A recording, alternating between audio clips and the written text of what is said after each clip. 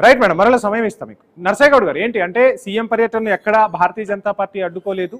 ఇప్పుడు ఆ పర్యటనకు సంబంధించిన వివరాలు పూర్తిగా ఇవ్వకపోవడంతోనే, అక్కడ రాజకీయ కారణాలు ఉండటంతోనే ఆపారు తప్ప ఎక్కడా ఇందులో రాజకీయ కోణం లేదనేది భారతీయ జనతా పార్టీ చెప్తుంటే, మరోవైపు అంటే సీఎంను ఆ విదేశీ పర్యటనకు వెళ్లకుండా ఆపితే కానీ తెలంగాణ వాదం గుర్తుకు రాలేదా? నిన్న మొన్నటి వరకు జై తెలంగాణ అనని సీఎం కూడా ఇప్పుడు తెలంగాణ ప్రజలంతా ఏకం కావాలి, తనకు జరిగిన అవమానాన్ని తెలంగాణకు జరిగిన అవమానంగా చెప్తూ ఉన్నారు, చిత్రీకరించే ప్రయత్నం చేస్తున్నారు అనేది భారతీయ జనతా పార్టీ నుంచి, బీఆర్ఎస్ నుంచి వినిపిస్తున్న వర్షన్.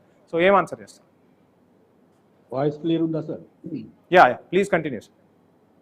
ముందుగా మీకు ప్యానెల్లో ఉన్న పెద్దలకు వ్యూవర్స్కు నమస్కారం.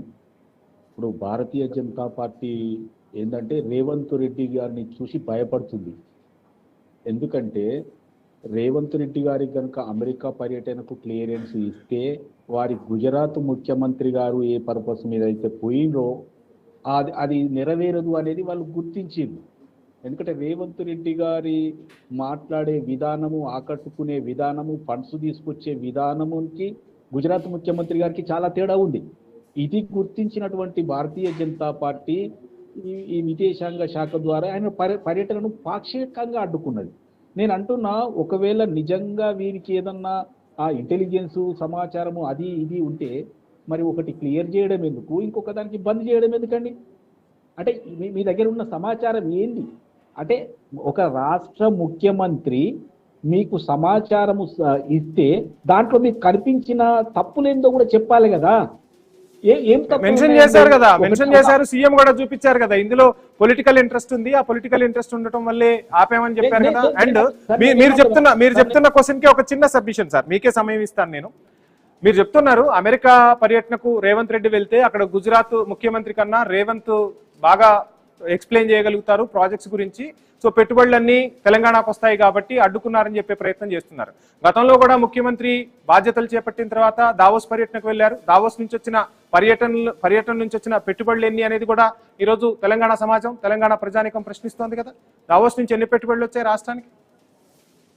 సార్ నేను ఏమంటున్నా, నేను దావోస్ గురించి మీకు ఆల్రెడీ వైట్ పేపర్ రిలీజ్ అయింది కాబట్టి మీరు ఇన్ని కావాలనో అది వారు ఏమన్నారు ముఖ్యమంత్రి అంటే, మీరు ఈ నెంబర్ పట్టుకొని ఈ సంస్థ పేరు పట్టుకొని ఆ సంస్థ దగ్గరికి మైక్ పెట్టి కూడా అడగమని చెప్పేది. నేనేమంటున్నా, భారతీయ జనతా పార్టీ ఏ రాజకీయ ఇంట్రెస్ట్ కనిపించింది అంటున్నా. రాజకీయ ఇంట్రెస్ట్ వేగ్గా వదిలిపెట్టడం కాదు కదా.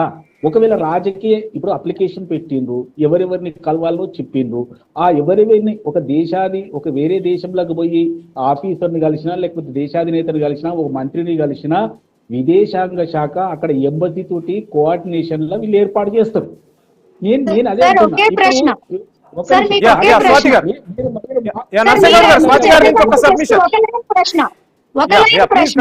అన్ని సబ్మిషన్ చేసినప్పుడు స్టేట్ డెలిగేషన్ అక్కడ కూర్చుని ఎంఓయూస్ అగ్రిమెంట్స్ తయారు చేయడం ఏంటి? అక్కడ ఎలా తయారు చేస్తారు? అది విదిన్ ద స్టేట్ కాదు కదా.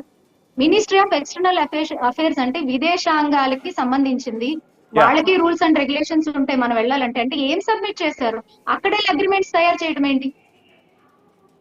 మీరు ఏం మాట్లాడేవో మీకన్నా అర్థమైతే మంచిది సార్. నాకు అర్థం అవుతుంది సార్, మీకు అర్థం అవ్వాలి. అలాగే ఫారిన్ ఇన్వెస్ట్మెంట్స్, ఒక్క నిమిషం సార్, ఫారిన్ ఇన్వెస్ట్మెంట్స్ అంటే ఒక్క నిమిషం సార్, ప్లీజ్ నర్సయ్య గౌడ్ గారు ప్లీజ్ క్వశ్చన్ తీసుకున్న తర్వాత ఆన్సర్ చేయండి. ఫారిన్ ఇన్వెస్ట్మెంట్స్ మనం తీసుకురావాలి అంటే దానికి సంబంధించినటువంటి రూల్స్ అండ్ అవ్వాలి.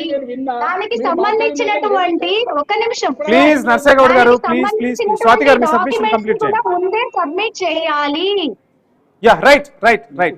నర్సయ్య గౌడ్ గారు, అంటే మీరు ఆ ప్రాసెస్ కి సంబంధించి యుఎస్ కి వెళ్లే పర్యటనకు సంబంధించి కావచ్చు, అక్కడ ఎటువంటి ఎంఓయూలు కుదుర్చుకోబోతున్నారు, ఎటువంటి పెట్టుబడులను మీరు ఆహ్వానించబోతున్నారనే అంశాలను పొందుపరచలేదు, అందుకోసమే వాటిని తిరస్కరించారనేది స్వాతి గారు చెప్తున్నమాట. ఏం ఆన్సర్ చేస్తారు?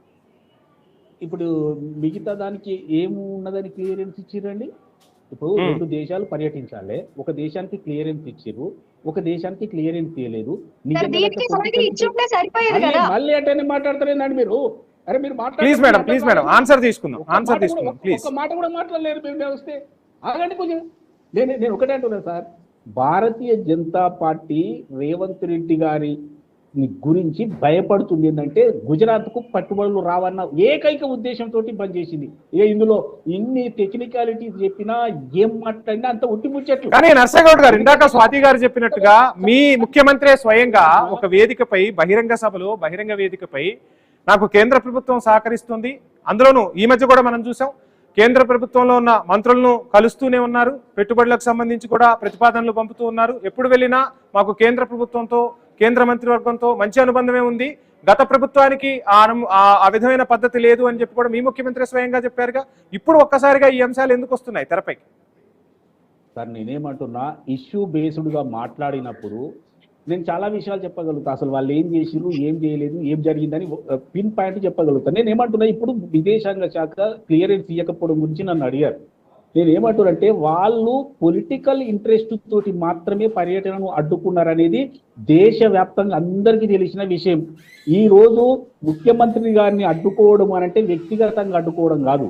ఈ తెలంగాణ రైజింగ్ ప్రోగ్రామ్ లో వెళ్ళి ఫండ్స్ తీసుకురావడం, వివిధ సంస్థలను తీసుకురావడానికి వెళ్తానంటే మీరు వెళ్ళకూడదు అని ఒక వేగ్గా పొలిటికల్ ఇంట్రెస్ట్ ఉందని చెప్పి అమెరికా పర్యటన మాత్రమే అడ్డుకున్నారు. అవునండి. ఇప్పుడు అంటే లండన్ నుంచి వచ్చే పెట్టుబడులతో కేంద్ర ప్రభుత్వానికి ఏం ప్రాబ్లం లేదంటారా? గుజరాత్ ముఖ్యమంత్రి లండన్ లో ఉంటే అది కూడా అడ్డుకునేవారండి.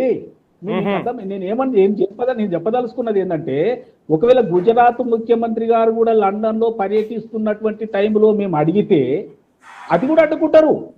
కానీ అధికారులకు అనుమతించారు కదా, మీ సీఎం చెప్తున్నారు కదా, నన్ను ఆపగలరేమో కానీ నా విజన్ ఆపలేరు, అధికారులు అక్కడికి వెళ్ళారు, ఆ పెట్టుబడులు కుదుర్చుకొని వస్తారని సీఎం చెప్తున్నారుగా.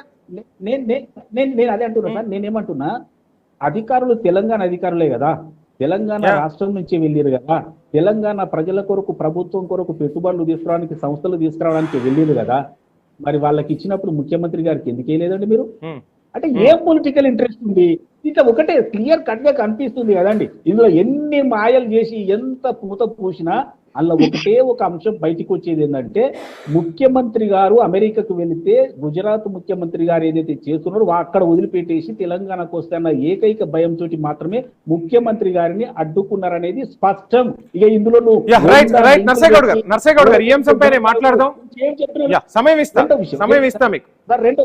రెండో విషయం ఏంటంటే, స్వాతి గారు ఏం చెప్తున్నారంటే మేము సహకరిస్తున్నామంటే, నేను అంటున్నా ఇంతకు ముందు ప్రభుత్వం కేసీఆర్ గారు ఉన్నప్పుడు ఎప్పుడు ప్రధానమంత్రి గారు వచ్చినా వారిని కలవకపోతుండే, వారిని గౌరవించకపోతుండే, రిసీవ్ చేసుకోకపోతుండే.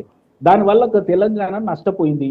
ఇప్పుడు మేము బడే బాయ్ అని మేము వెళ్తా ఉన్నాం, వాళ్ళు చేయకపోయినా డిప్లొమాటిక్ లాంగ్వేజ్ లో మేము వెళ్తా ఉన్నాం, ఆ రిక్వెస్ట్లు పెడతా ఉన్నాయి, అయినవి చేస్తా ఉన్నాం, కానీ వాటికి మళ్ళీ పెడతా ఉన్నాం, మళ్ళీ అడుగుతా ఉన్నాం, మళ్ళీ తిరస్కరిస్తే మళ్ళీ వెళ్తా ఉన్నాం. ఎందుకంటే తెలంగాణ ప్రజల ఇంట్రెస్ట్ ముఖ్యం మాకు.